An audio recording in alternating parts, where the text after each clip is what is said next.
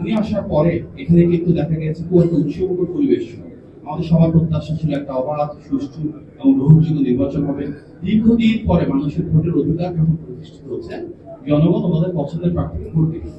Unfortunately একজন voter হিসেবে আমি দেখেছি আগের দিন থেকেই কিন্তু লেভেল প্লেইং ফিল্ডটা ছিল না। আমরা গণমাধ্যমে দেখলাম যে আগের রাতে এখানে কালো টাকা লেনদেন হয়েছে, এটা খুব অনাকাঙ্ক্ষিত।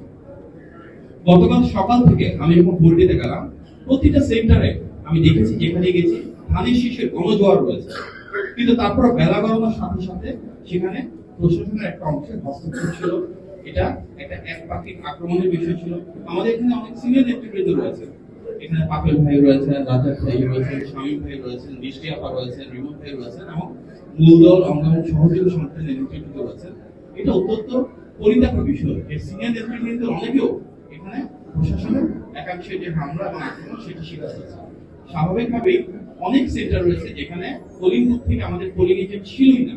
যখন পোলিং এজেন্টদেরকে বের করে দেওয়া হলো, তারপর সেখানে ওনারা ওনাদের মতন করেই কিন্তু পোলিং এজেন্টের স্বাক্ষর ছাড়াই সেগুলোকে সিগনেচার করে কেন্দ্রে পাঠিয়ে দিল। এর মাধ্যমে তো নির্বাচনী যে আচরণ বিধি সেটা সঠিকভাবে থাকলো না এবং এর পাশাপাশি নির্বাচনী যে প্রক্রিয়া সেটা প্রশ্নবিদ্ধ হলো।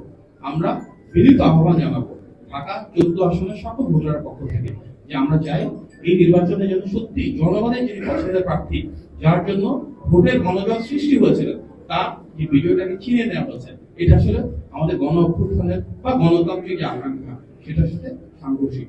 আমাদের প্রত্যাশা থাকবে যেটা প্রাপ্য, যেটা সঠিক। এখানে নির্বাচনে জয় পরাজয়ের মূল বিষয় না, মূল বিষয়টা হচ্ছে ইনসাফের বিষয়, ন্যায় বিচারের বিষয়। আমরা সেই ন্যায় বিচারটা সবার কাছ থেকে প্রত্যাশা করছি। আপনার সবাইকে অনেক ধন্যবাদ। আমার একটা মিটিং আছে, এখানে আপনার